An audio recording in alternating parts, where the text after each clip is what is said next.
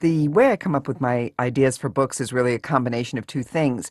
They are, of course, a reflection of the work I did as a prosecutor for 30 years in Manhattan. So I'm always interested in cutting edge forensic issues, legal issues, and usually want to explore either some motive of a past crime or something interesting about it. But also, I think part two is that my branding by my design has been to explore parts of New York City. And what I love to do is take something that has always been of interest to me from the outside, or a place that I've gone, especially to get away from the stress of the day prosecutorial job.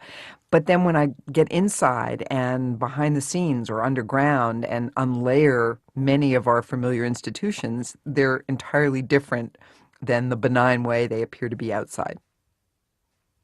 The research is probably the part of the book process that I love the most. It's just fascinating to do. And I've had a variety of experiences. The Bone Vault, which is an earlier book of mine, is set in the museums of New York, Natural History and the Metropolitan. When I tried to go behind the scenes at Natural History, the wonderful director of the museum is a good friend of mine, and she didn't want to let me in. And she really shook her finger at me and said, if you even think about killing someone in my museum, we'll never talk again. When I became convinced that the Metropolitan Opera was where I wanted to go with my characters in this book, I called Beverly Sills and I told her exactly what I was doing. And as gracious and great as always, she set me up with one of their directors who tours, who takes people through, not sort of the school tour, but this was just an amazing series of days that we spent behind the scenes upstairs in the departments in which the vast scenic sets are made and costumes, their own wigs, as we find out in the book, and underground, the four separate stages that move and are interchanged. And City Center, the director is a woman named Arlene Schuler, who is a lawyer and a friend of mine, and also a former ballet dancer. So she was particularly intrigued with the combination of using the theater, which she loves and which has such a fascinating history. I went to it basically because of the design from the outside and the great dome, and I had no idea why the building had been erected and what it was. I'm not saying it now because it's part of the intrigue of the book.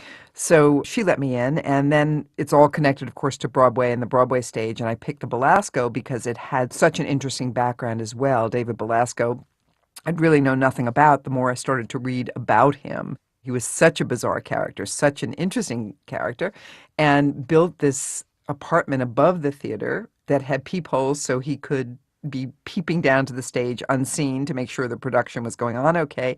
But at the very same time, he had a private elevator and, by rumor, would ferry showgirls up to this lavish apartment where he'd wine and dine them while the show went on.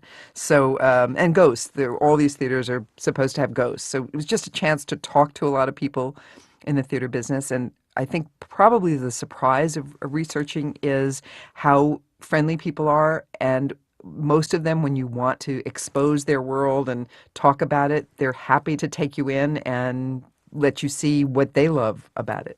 The research is great fun. There's a tremendous amount of imagination, of course, that goes into it. In the case of Death Dance, I was drawn to Lincoln Center and to the story that I tell because a real murder happened there quite tragically in 1980. A young violinist disappeared between acts, between the second and third act, while the Berlin Ballet was dancing. And during the intermission, she'd gone backstage to look for an artist and was apparently directed to a part of this just enormous building that she was unfamiliar with and never returned to the third act. And she was killed, assaulted and killed in the building and found in an air shaft days later. And I was just haunted by the fact as a young prosecutor that you could be in the cultural center of New York City, that there would be 4,000 people under the same roof, 500 people backstage working to make the show go on, and her colleagues, and yet nobody saw this encounter. Nobody noticed that she disappeared. And of course, as I found out when I toured it, it's all soundproofed so that people can be rehearsing in one room and not heard on the other. People can be constructing scenery backstage and the audience can't hear it. Whatever struggle there was, and there was a fierce one from the forensic evidence, the nightmare was that nobody even knew this went on.